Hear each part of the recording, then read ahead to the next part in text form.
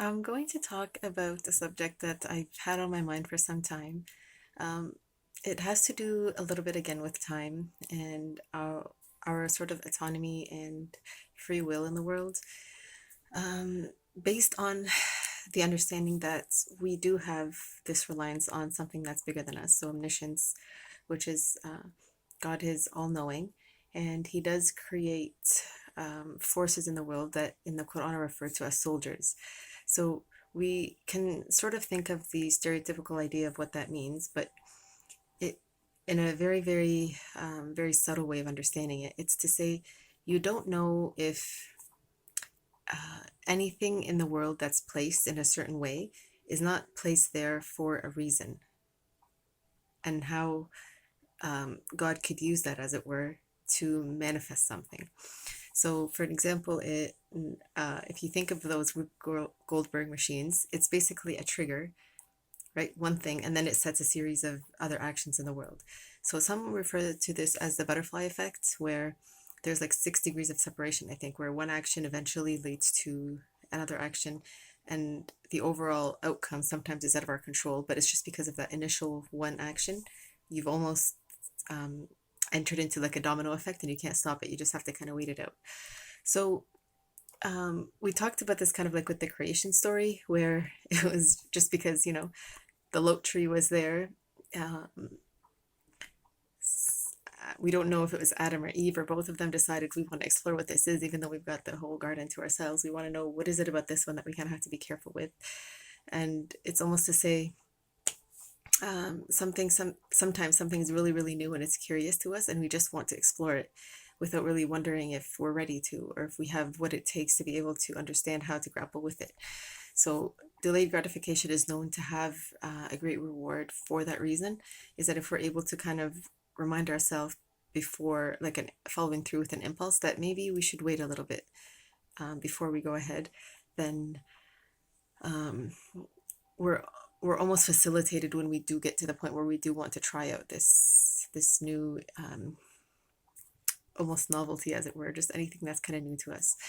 So I don't know how to explain from this sense of on the day of judgment. Like, I've caught myself saying this a few times, where who's to say, like, when is the day of judgment? Like, is it going to be um, if you're thinking about this kind of like this is all new to you, is it when we die that we're all sort of together, and then everybody kind of takes their turn being counted for, and then, like, this is what you did when you were alive and this is what your reward is going to be, or like, what is it?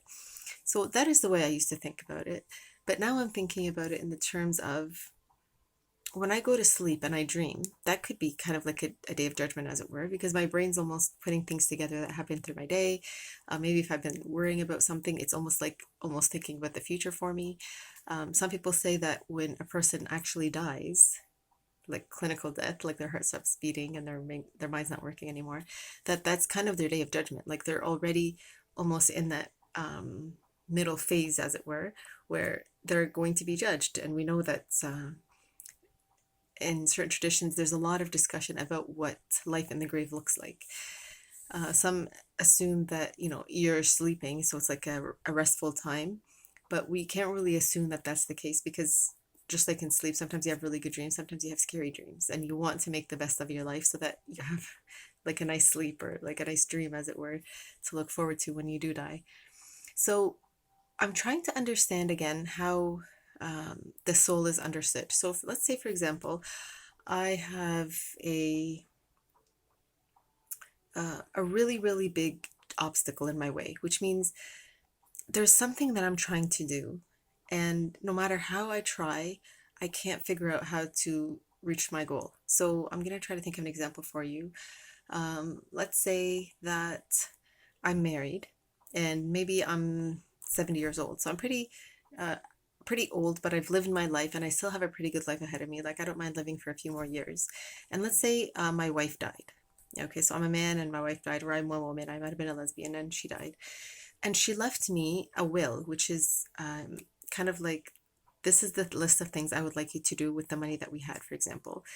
You get to keep some of it, and some of it I want you to use for this goal. So you might think, oh, that's a pretty easy job. I don't mind doing that. Um, but you don't know that necessarily believe in God yet, or maybe the way you believe in the God and the universe doesn't really help you understand that not everything is under your control. Even if you have a lot of money and a lot of power, sometimes you have to understand that I have to humble myself, which means I have to sometimes let myself remember that I don't know everything and I don't have all the knowledge. And sometimes the world doesn't even have it yet. Like the world hasn't understood something in a new way. And I have to kind of slow down and almost ask for inspiration. So, in this way, if we think of soldiers, it means this is like almost God saying, I have angels and I have everything in the world that angels can kind of help use with you to help you learn something new. So, now think about this, because if you think of a teacher, for example, in a classroom, she doesn't really think of her students as having to help her. She's kind of there, or he's kind of there to help you guys learn. And he's helping himself, or she's helping herself as teachers also understand what is the best way to learn, and what are kids interested in. Like sometimes teachers feel like, oh, it's our job to kind of know what to teach. But think about that. If they're standing in front of the classroom trying to teach something and nobody's in the class is interested, what's the point? It's better to almost guess of new ways to try and teach. So almost to say, you know what, class, it's the first day of school and I'm just going to give everyone a piece of paper and I want you to list all the things you want to do during the year. And then he or she decide, okay, I'm going to take everybody. Let's say there's 20 kids in your class. He's going to take all of them. He's going to put them all on his computer and he's going to just build a curriculum around that. So he's going to say, since this is what you guys want to learn, this is what we're going to do. Wouldn't that be a great idea? Because now you guys are actually interested and you want to work with the teacher and you want to work with each other and you wanted to go home and wonder about this with maybe your family or go into your community and try to learn, like, wow, this is really cool. We get to like do what we want in school. So in this way, this is kind of, you can think about it as this is what God wants us to do with our actual full life. And because it's hard to understand how to do this, like for example, when Adam was first created, it was just like we're still learning, like who are we and what is the world and what is around us that we could use. So it took all of this time for us to finally get to this point where we can say, we've created a lot of technology and all this technology can now help us. And it's almost helping us understand why we were created and how to be the best kind of creation that we can be. So for some people, it might be we have so much energy, we love to try new things that are really adventurous. So some people like to try winter sports, for example. So skiing, especially downhill skiing, where like you just have this really fast speed with your body and you just love that kind of, it's called adrenaline, where your body just has all this energy that gets you really pumped. Like sometimes when you're listening to motivational music and you decide, I want to go for a run to kind of keep up with that momentum of the energy around you. So now think about back to the original story where I have all this money. I have enough people that are kind of like influential who can help me understand how to reach the goal that I have. And let's say the goal is I want you to build a recreation center, right? So it's a recreation center that has a really big gym, and it could be for adults, but I want one that's also for kids, so that if, for example, the parents go work out, the kids also have something to do that's fun for them. They're not kind of just hanging around feeling like, why don't you just go to the gym and we'll stay at home and we'll do whatever we want? Because maybe some parents feel like it's safe if we're all kind of in the same place together, then nobody has to worry. So let's pretend that even though this is like a good plan, there's nothing wrong with it. But for some reason, every time I try to go and talk to a contractor or somebody who understands how to create buildings and construct, says, nope, there's no land. Sorry, there's nothing available. We can't buy just any land. We can't just take someone's house down and decide we want to build this recreation center. And this person now has no home. And where are they supposed to go? And right now, the land that you want in the area that you want is not available. So you're just going to have to wait, or you're going to have to find somewhere else to go and build this. But you're frustrated because the will said, I want it in this city. So I'm going to label a city. I'm going to make one up. I'm going to call it like in Monopoly. Sometimes they have really cool names for places around the world, depending on what version of Monopoly you have. So I'm going to go to Shrek, and I'm going to think of Duloc, right? So it's like this perfect place, and everything seems to work out perfectly, and everyone seems to get along. So let's pretend this is where you want to build it. So you have Duloc, and you're like, everything is fine. I don't understand why I can't just build what I want. Just tell these people to move. I'll find them a place to live, and they can move. But the people that live there don't want to leave. Maybe there's a lake beside them. Maybe they've been there their whole life and they love where they live and they have like neighbors and they have stores that they go to that's really close and they don't want to leave. So what are you going to do? You have to think, I'm not allowed to really bully them. I might be allowed to just because I can like ask someone to say, we'll pay you a lot of money, and they still say no. And then you're like, but I really want to. And then in your mind, you're thinking, well, this person who died, they left this will, which is almost like some people find the will, which is something that somebody leaves before they die, as very important to follow through with. Like to say, because this is something that this person left, it's going to make me feel better as a person who's alive to make this happen for them. And maybe that will help them after they have kind of died in their grave. So they're not kind of having a bad experience in their grave. But now think about it. If you're going to do something that's going to help them, but you're doing it in a way that's bullying and hurting somebody who's alive, are you really going to actually be helping them? You might actually be hurting them more than you are helping them. So that's what we have to remember when sometimes I talk about when we're stressed about something, we don't know how to problem solve correctly. And our creativity just almost goes away and we're just stuck on, I have to do this and I have to do it, and no matter what stands in my way, I'm going to do it.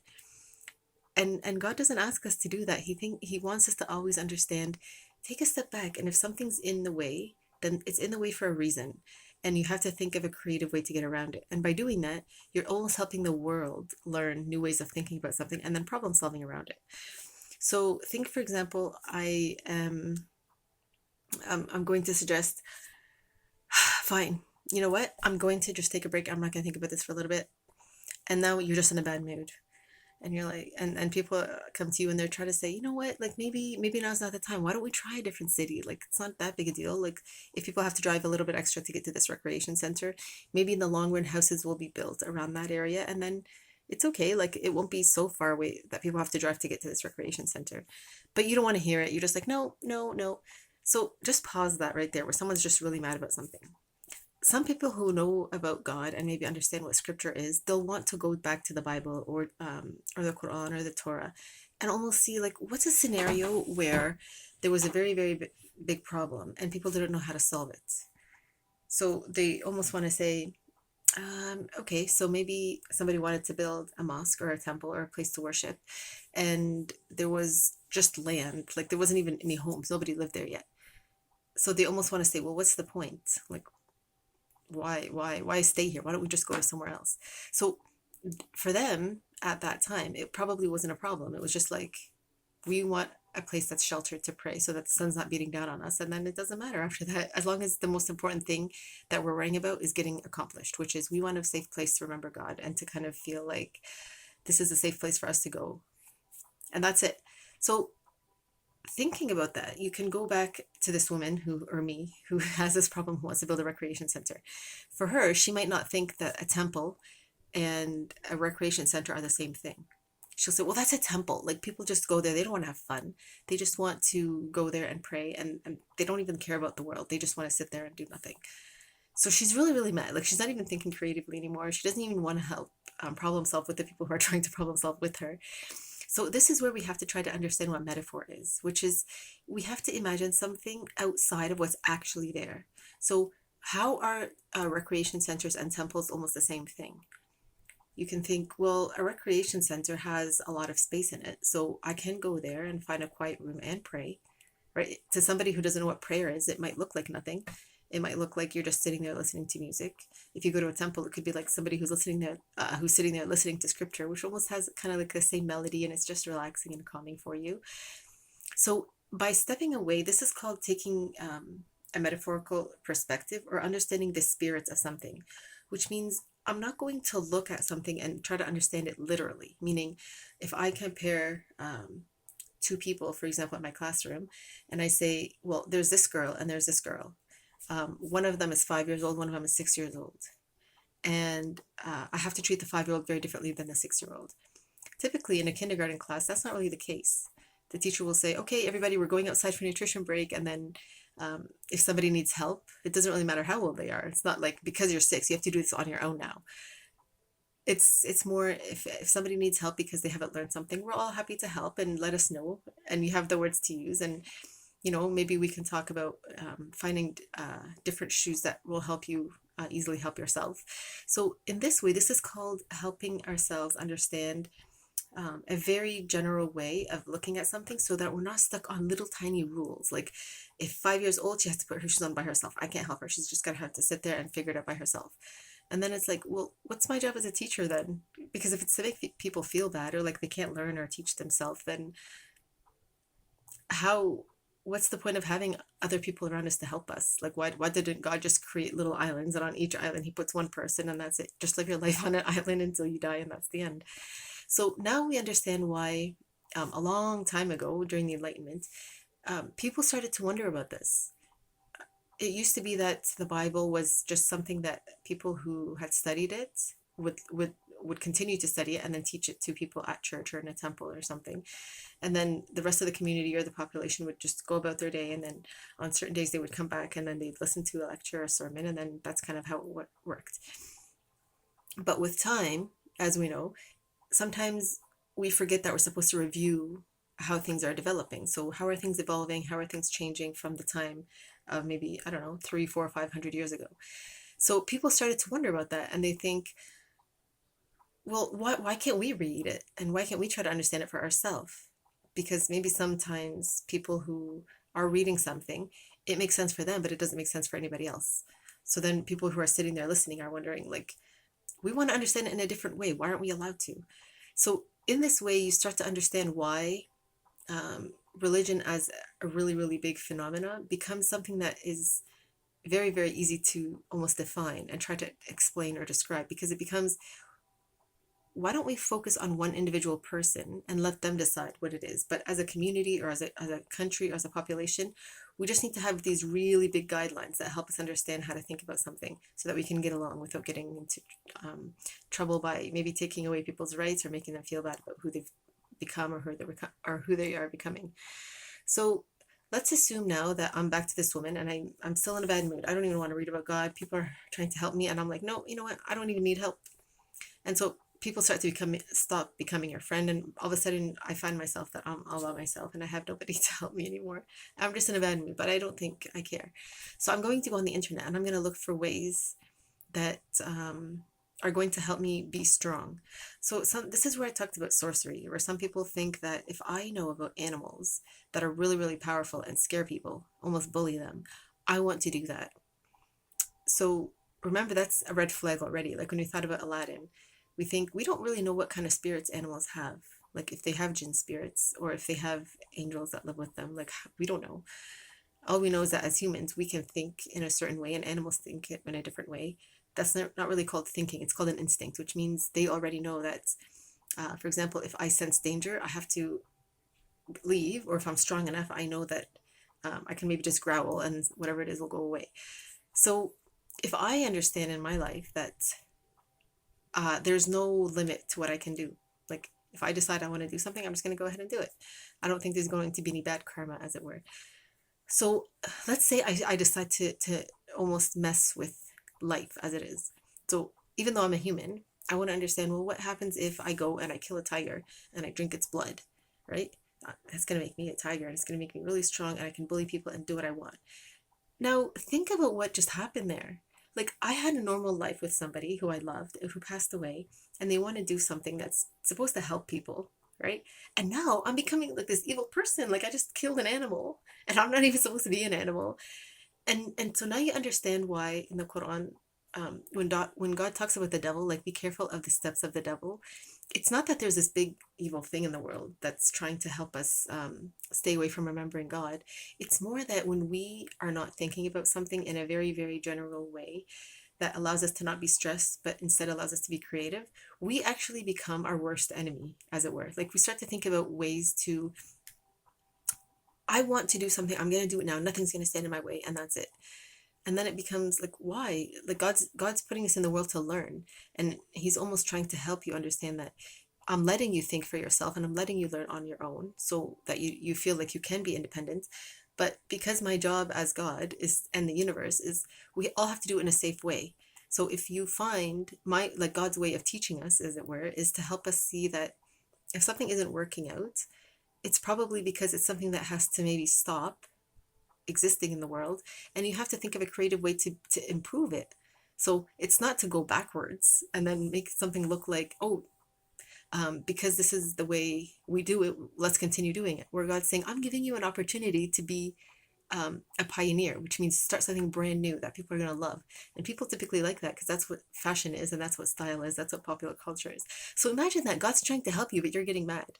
So remembering this when we have struggles or we have difficult situations in life, and we're so stressed and we're so aggrieved that we're not trying to think about what the positive outcome may be from the universe, then we almost lose in a way. And that's kind of why I feel like talking about God in one particular way is very tricky, because some people have triggers. In the past, a lot of the time, if somebody was having a really difficult situation in life, people would just say, oh, you know what? It's God's way. Like, you know what? Just be patient. And that's true. Sometimes we do have to be patient, and God does want us to almost like take that step back and relax so that we are not very stressed. But it doesn't mean just let it continue happening. It means you have to now problem solve and find a creative way to understand, why is God doing this to help me understand something new.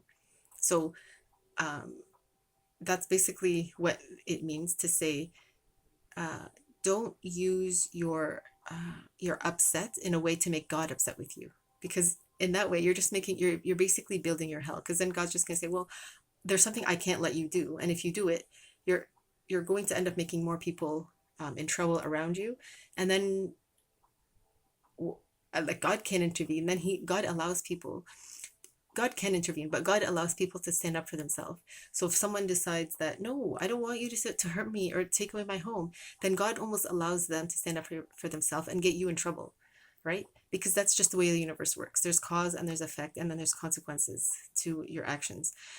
So let's pretend now that somebody's already done sorcery. Like they've done this and they don't even care. They're just like, well, you know, it's going to work because I'm going to be able to build this recreation center.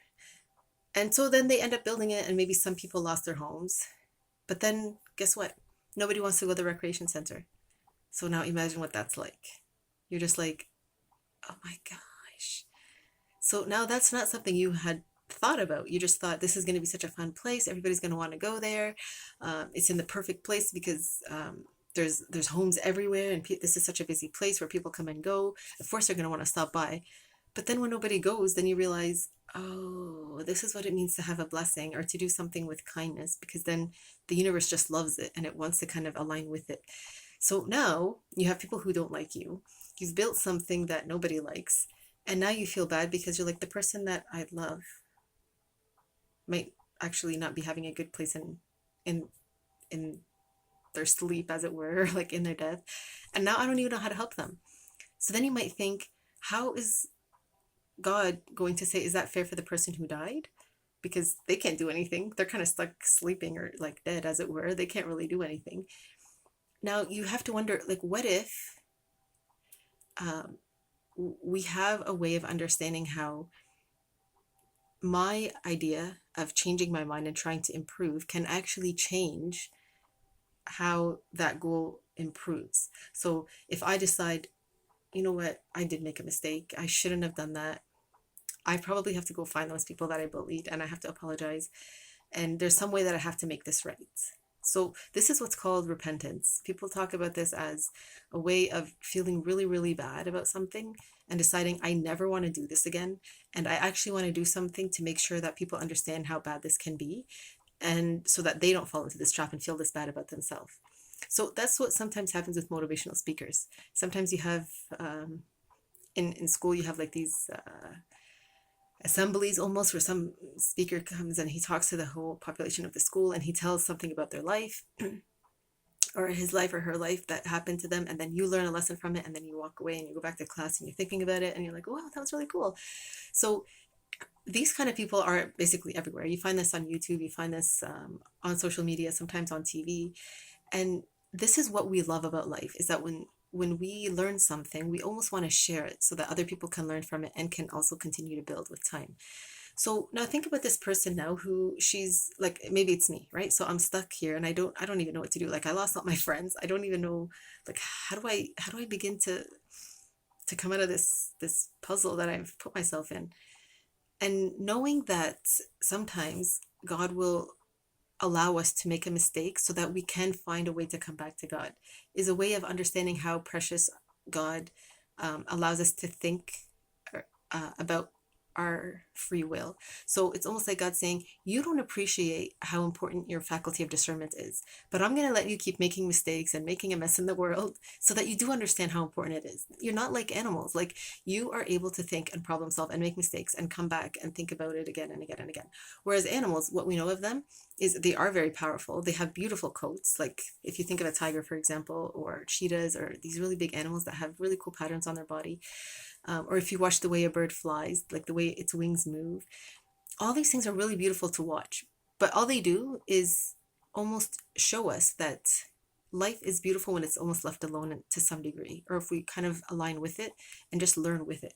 So all they really have to do is build homes, find a way to eat, and then almost just enjoy life, as it were. So they don't necessarily attack just to be mean, right? If they're going to attack, it's because, well, they have to eat. And we know that some animals only eat other animals. So it's not to harm, but it's God just saying, yeah, we're like, this is the way the universe works. It has to help itself, and it has to help itself continue to evolve.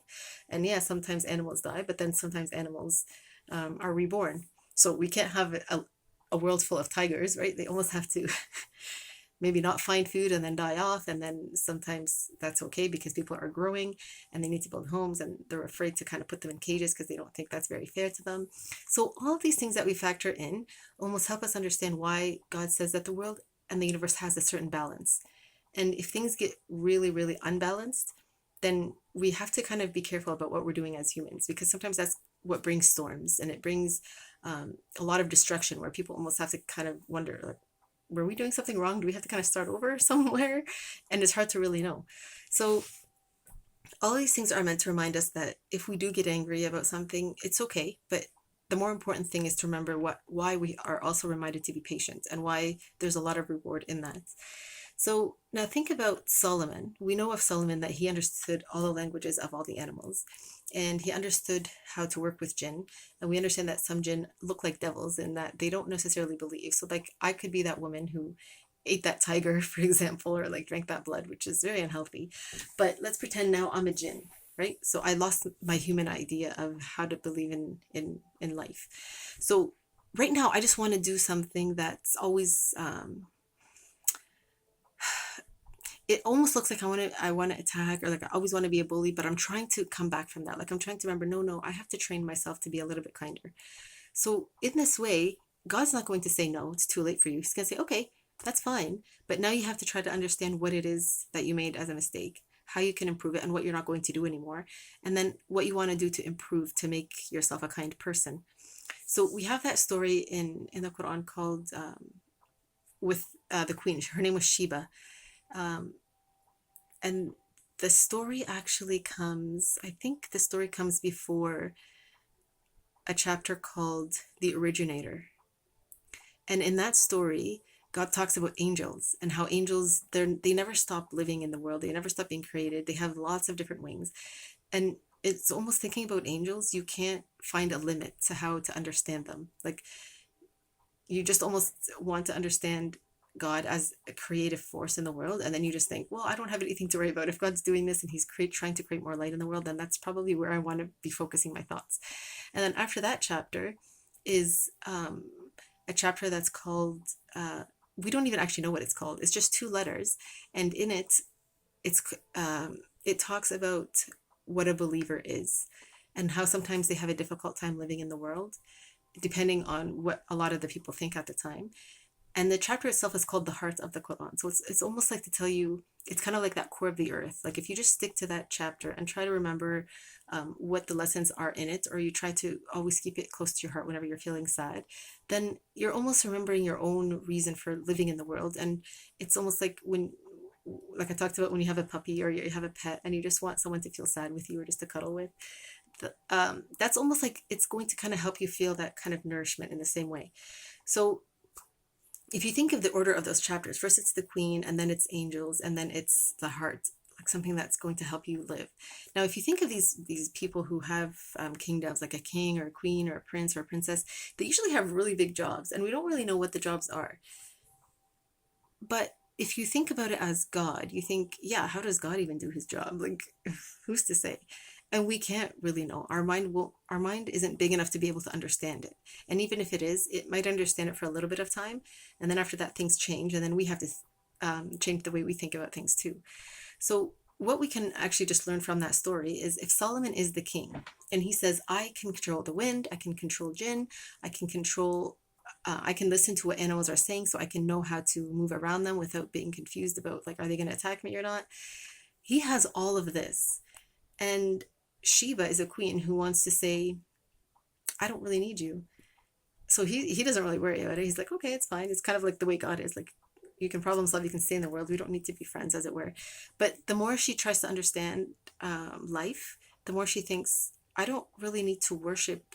For example, let's say she used to worship the sun, because, like, oh my gosh, I can stay outside. I can learn that, I can be healthy, because we know, that's all I know about the sun, is that it's fire, it's life, and it brings nature to life and allows it to continue to sustain itself. And for me as a human, it helps me continue to maybe look nice, like I can tan, and it helps my bones build themselves.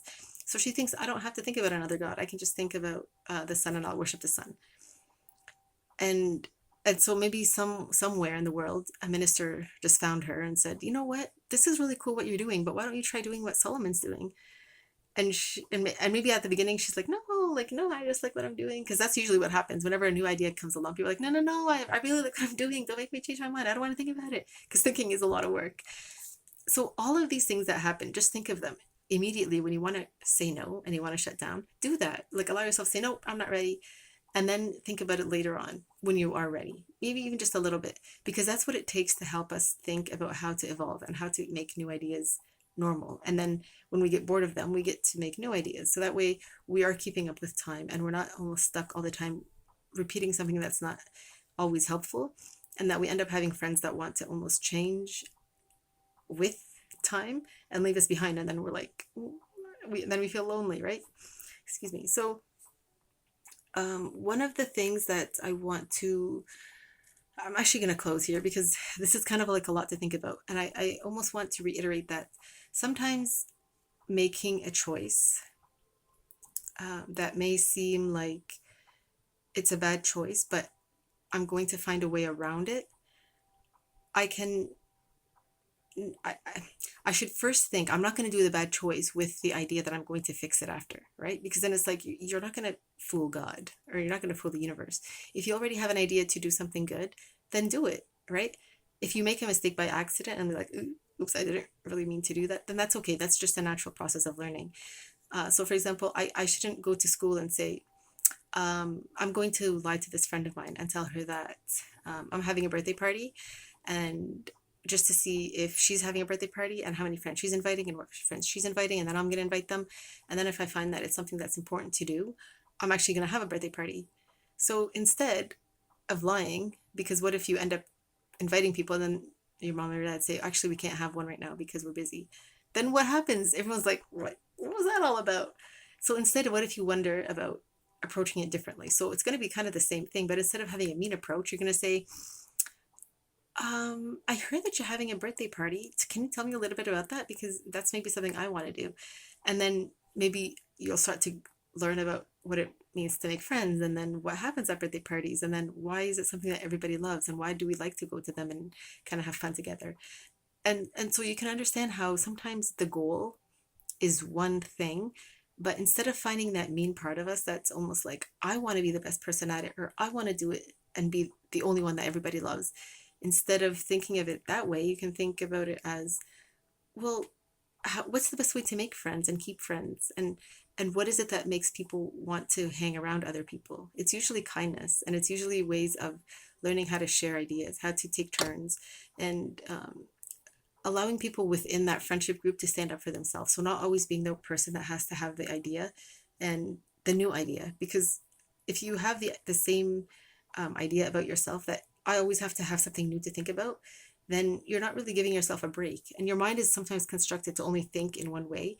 And the only way to break out of that is to listen to what other people's ideas are, so that you can kind of learn what it's called collaboration, is that we take turns thinking about something until we all come away with almost a new idea, but we all agree on it. So then it becomes something that we love doing, because, well, we can all go to the mall, for example, and then you go by the bus, you can ride your bike, you can ask your mom for a drive, but the goal is we get to go and hang out at the mall and maybe watch a movie and then maybe have ice cream after, right? So in that way, it helps us all feel like each single person in that group of friends is important, and each person has their voice, that they get to kind of talk about what it is that's important for them, and they also feel like they're part of the group. So they also feel like we're important by ourselves, but we're important within the group, and everybody values both parts of that relationship.